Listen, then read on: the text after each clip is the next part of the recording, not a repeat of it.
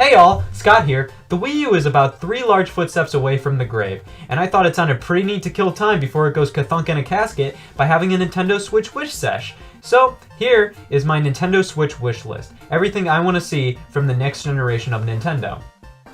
My main wish with the Nintendo Switch is that it's a clean break from the Wii U, and don't get me wrong, I like the Wii U. It was quirky and fun. Alas, it did have a cornucopia of problems. It wasn't up to snuff with the competition, wasn't really attractive, and didn't give you much reason to come back. Oh, and it's gonna die a lonely sub 30 frames per second Breath of the Wild riddled death. To be fair, a lot of those traits sound similar to describing somebody you're pretending to like, but in reality you wholeheartedly despise. I hate the Wii U.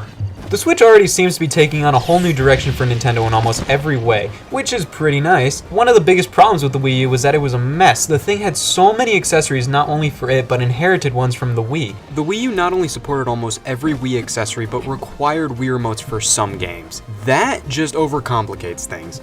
Just have the standard Switch, the Pro Controller, and we're golden. I'm honestly just tired of the Wii and Wii U era, and I just want the controllers to simply die a horrible death alongside them. I mean, these controllers are coming in at 10 years old at this point. Yeah, they connect via Bluetooth, means they'd be wicked simple to implement into the Switch. But I want new toys to play with. I don't want these hand-me-downs. Because I want the Wii Remote to be retired, I hope the Joy-Cons on the Switch have motion controls, so motion-based games can be played straight out of the box. Because some games just work better with motion. Games like Pikmin are to die for with pointer controls. I just don't want to use a 10-year-old controller to enjoy games like that. I want to use new controllers and leave the accessories and problems of the Wii and Wii U in the past. Oh my god, I want this to feel like 2017. My online purchases on the Wii U and 3DS are still tied to the console. What century is this? An account system or cloud storage is desperately needed, and a use for My Nintendo would be appreciated. System-wide achievements feel so at home on Nintendo consoles, it's honestly blasphemy that they never appeared on the Wii U. Nintendo gamers love 100% in games for no apparent reason. Give them incentive to do it or reward them for doing it. And I understand why Nintendo didn't implement My Nintendo features into Wii U and 3DS games, because that's just disrespectful to do to corpses. But I feel like implementing My Nintendo and missions into Switch games gives reason for My Nintendo to exist while also satiating that lust for achievements. How about that Mario game, huh? That moment I saw it, I knew this was a real 3D Mario with more open and detailed environments, and boy, you can't forget that triple decker of a jump Mario was performing right there. Obvious, real 3D Mario. My main wish is that this new 3D Mario is a new galaxy in everything but form. Mario Galaxy is definitely #1 on my top 10 neat games list, but I want to see something new. Galaxy was so great for me because it was something so fresh and new, but true to what made Mario such a great franchise. I want this next 3D Mario to be something like Galaxy, in which it is an entirely new concept and houses clusters of innovation, but still, it's a 3D Mario game at its core. A ton of people are at a murderous state of anarchy when it comes to speculating Retro Studios' next big title. While most people are speculating a new Metroid or a revival of an old Nintendo relic or a new IP in general, I'm going to add a dash of cynicism to the mix by saying I bet it's going to be a third Donkey Kong Country. Don't get me wrong, DKC Returns and Tropical Freeze are pretty banging games, but after years of getting mostly 2D platformers from Nintendo, I just don't really want to see another Donkey Kong Country game from Retro right now, and I feel like everybody is on the same page. But Retro made 3 Metroid Prime games, and Donkey Kong Country Returns outsold all 3 Metroid Prime games combined. So I think there's not much reason to believe Retro would stop at 2 Donkey Kong Country games when they made 3 Metroids. Now, that's what I expect. Now, what would I want? Of course, I'd love to see Retro go back to Metroid, revive an old Nintendo relic, or create a new IP in general. I think that's the hip thing to want these days. But of course, that leaves DKC alone when it is, in fact, one of Nintendo's big franchises. Well, Monster Games ported Donkey Kong Country Returns to the 3DS and assisted development of Tropical Freeze. They are a talented bunch. They developed Excite Truck and Excite Bots, and they ported Xenoblade to the new 3DS. I think I would be perfectly fine with them overtaking development duties of the Donkey Kong Country franchise, with Retro supervising or helping out here and there, while Retro goes off and does something new. I would sorta times 100 be okay with that.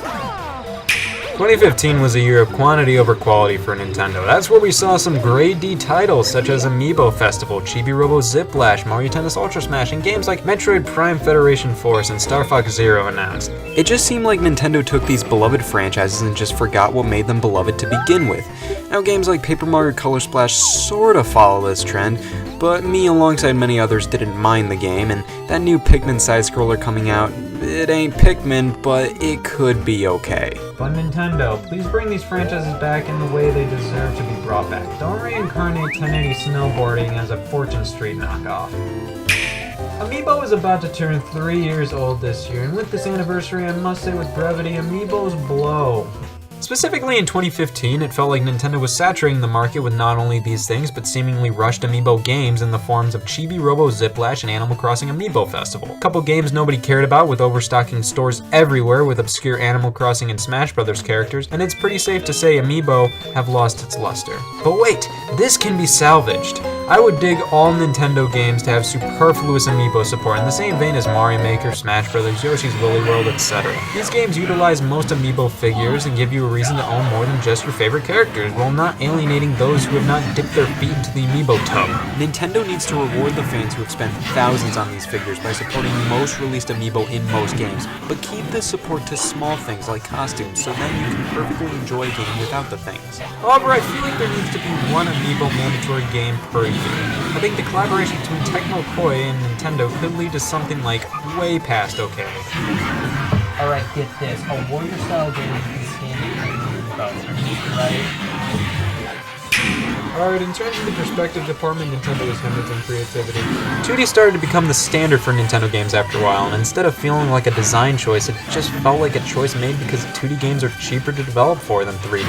I'm honestly tired of 2D Nintendo games, but I don't think they should go away entirely. Them going away entirely is the reason we got nothing but 2D games for the past few years. I think there needs to be far more 3D titles than 2D titles, say 30% 2D, 70% 3D, and satiated I shall be.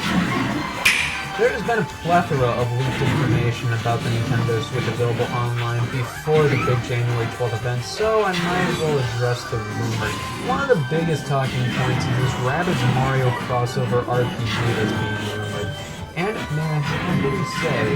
And I saw this coming from a mile away. And if we convert miles to years, that brings us to about 9 years ago. And then I told him, if a president should be anyone, it sure is Donald Trump. Oh, hi! My name is 11-year-old Scott Watson, and I'm doing the whole being 11 years old thing with relative accuracy and luxury. Well, I was about to slip into my Aeropostale jacket and play some $1.99 distractions on my iPod Touch, and I came to think, man, wouldn't it be nice if there was a Mario and Rabbids crossover RPG in 9 years? Sigh, a man, or should I say 11-year-old boy, can't dream. While it does supply a hearty dose of bizarre to the supposed Switch lineup, I'm not completely against the idea of a Rabbids Mario RPG. My problem with it is that I see no true game between Ubisoft and Nintendo with this venture. I feel like any way you slice it, Ubisoft would have supported the Switch, so I think it would have been more beneficial for Nintendo to court third parties that may have been more hesitant to support the platform, like EA or Square Enix, and offering to do a crossover with them. That way, they become acquainted with the hardware, and their crossover do relatively well since it would be with a Nintendo franchise on a Nintendo platform. Alas, I am keeping an open mind. This just isn't anything I'm gleefully giddy over. We are also apparently getting a surplus of Wii U ports to the Nintendo Switch in the forms of Mario Kart, Mario Maker, Splatoon, Smash Brothers, and Xenoblade Chronicles X. Now, these ports aren't necessarily wetting the entirety of my whistle, but I am completely for them. You see, with the use of DLC, a lot of these games feel a lot newer than what they really are. A lot of them are coming in at 2, even 3 years old. So I think having an upgraded port makes a lot of sense, because my anchoring levels are pretty low for new Mario Kart or Smash Brothers, and I think just porting existing games with new content and all the existing DLC included is pretty smart move. So if you do want Nintendo, here's what I want to see in these ports. I'd like to see 2 to 4 new cups, around that number. Mario Kart 8 already has 48 tracks in it, so I think we could probably go up to around 60 or so before it starts to feel a little too diluted. But absolutely cream the old battle mode in the face and replace it with a new, finely tuned one, throw in some new characters and maybe a mission mode, and we're off to the pretty bangin' peninsula. Don't focus on weapons. I dig Splatoon, but I felt like the original had way too many weapons, and a solid 40% of them could have been axed due to them being so similar to other ones. I say focus on new maps, modes, more single-player content, better local multiplayer, and the triumphant return of Splatfest. Mario Maker is an odd duck simply based on the fact that the Switch has been confirmed to be a single-screen experience. I always thought the conjunction between doing your own thing on the gamepad and having others gawk at your creation sesh on the big screen was a big part of the Mario Maker experience. that as you saw from the release of Super Mario Maker for Nintendo 3DS, Nintendo has no problem taking what we thought was integral aspects to Mario Maker and giving it a tug. I would love it if Mario Maker had more art styles. I always thought it would be sick to have a Super Mario 64 Sunshine or Galaxy style in which they would play and look as if those games were 2D. Or they could just throw in the Game Boy games and that would be alright. Of course, slopes, more power-ups, and maybe hidden collectibles or user-created achievements for each level. The possibilities are simply endless for Mario Maker, which makes me hope they continue supporting the game once it arrives on the Switch with continual updates and additions.